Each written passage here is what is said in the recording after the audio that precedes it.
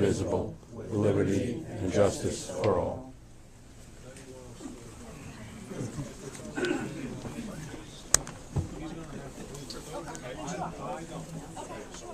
No, I don't think so. No, you're okay. Good evening. Well, it's certainly a pleasure to join with you this evening. You know, many people ask, what are you doing as county executive? How's it going? Well, the easy answer is it is a tough job. Oh, okay. Can everybody hear me? Can you hear me? Yes. All right. Well, it is a tough job, a challenging job, but it's a job I wanted, a job I thank you for allowing me to lead you in Nassau County, and a job I think that we are doing very, very well. I am completely fulfilling the pledges that I made to you when I asked you for your vote. And if you remember, I was in this very room, and we said, well, what are we doing in Nassau County? What am I going to do in Nassau County? And clearly said, repeal the home energy tax. That was that tax that was on everything and anything you could use to cool or heat your home. We did that. Peter Schmitt did it. The Republicans repealed your home energy tax. Got rid of it. 2, freeze and fix the assessment system. We have frozen the assessment system. We are working on many fixes to the assessment system.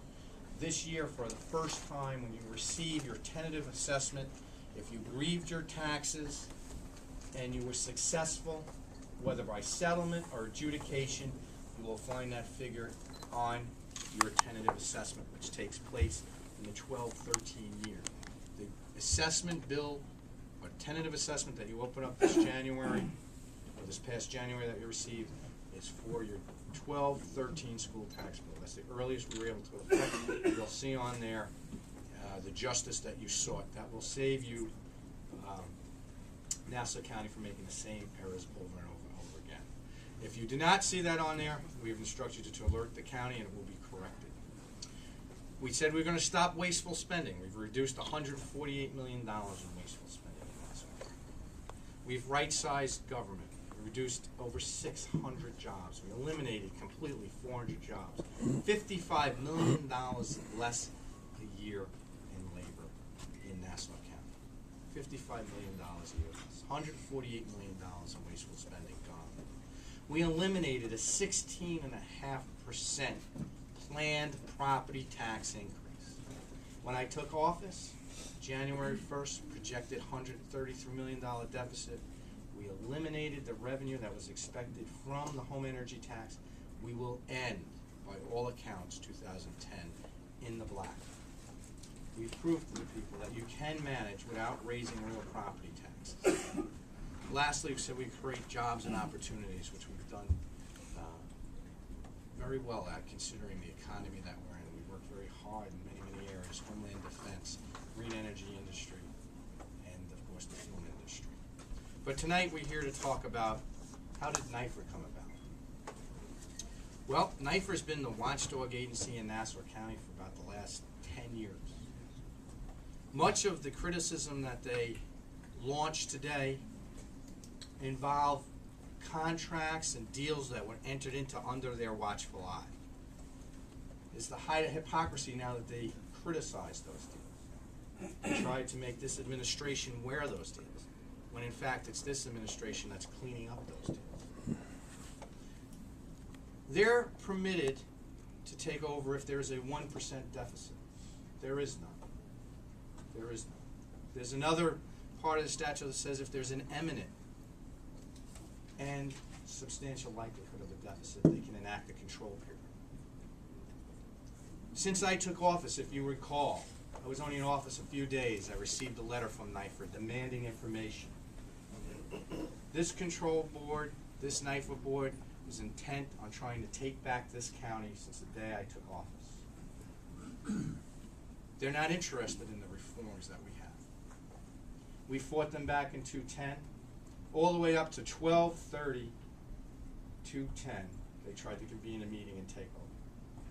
The accounting principles that they applied in the past didn't work. Couldn't produce any likelihood of deficit. So what did they do? They changed the rules. And they're not adult enough to get up and tell the people, we changed the rules to arrive at a projected deficit. I am suspect. They offered no solution. They've departed from their past practices completely. When the prior administration faced challenges, they were calling for everybody to come together and work together. Here, in this administration, said we're just here to comment. They have not offered any solution. They have nipped at our heels and saying we're in a financial crisis to get to this point. Yet when they took over, the very same body says, well, we enacted a control period, but since there's no fiscal emergency, we will not use our powers to freeze wages. Why are they here? I am suspect. I am concerned. I don't believe it is necessary for Nassau County to set up yet another level of government with attorneys and accountants. It is counterproductive, and it is not in line with your will, because it was the people's will that put me in office. We did it the right way. I told of the plan. I've executed on that plan, and now they want to stop that plan. Then you look at the board. The board is supposed to be a nonpartisan board. Well, yes, it does lean. There are more Democrats on there, but okay. But there's supposed to be balance. The Republican appointee is Tom Swazi's former budget director. I'm suspect. The conservative was appointed by Craig Johnson, who lost a bitter battle to a Republican. Now, if this is supposed to be an antiseptic board of financial advisors offering solutions, I would be the first one to speak with them and take those solutions. In fact, we've asked for solutions. Even prior to them taking the control period, I said, why don't we come together? Tell me of your solutions. You've asked for a budget, I've delivered a budget. You've asked for contingencies, I've delivered contingencies. When you didn't like those contingencies, I delivered more contingencies. And when you didn't like them, we delivered more. We've done everything we can within our jurisdiction and power to reduce the size of government, cut costs, put this county in the black, and not raise real property taxes. I am very concerned. They say they don't have the power to raise taxes.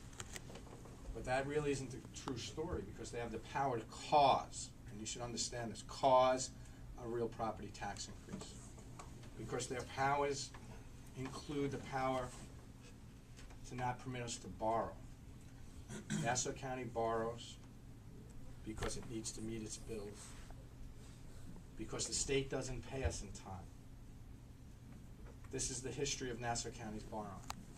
And it issues tax anticipation notes and revenue anticipation notes. These short-term borrowings are necessary to keep the county running on budget. If you curtail that, there's only two choices that the county can do. Cut services, further cut services, or raise real property taxes. It's the only thing they can do unilaterally by itself with the legislature. So, we're concerned. We're concerned because we're living up to our pledges. We're concerned because we managed the challenges set forth to Nassau County and that have put it in good shape for 2010 as it ends. There's challenges in 2011. We've put forth a plan to meet those challenges. We put forth an extensive plan. If some of those risks actually become risks and don't be realized, we have contingencies for that. We've alerted the public that 2012 is yet another challenging year as deals that were made in the past come due that this administration must pay and deal with. We've made it clear that the unfunded mandates from Albany are of a great concern, but we've certainly proven our ability to handle these challenges. What can NIFA bring to the table in 2011? We would ask that question. That's what I would ask. And it is clear financially they could freeze wages, which would save Nassau County $10 million.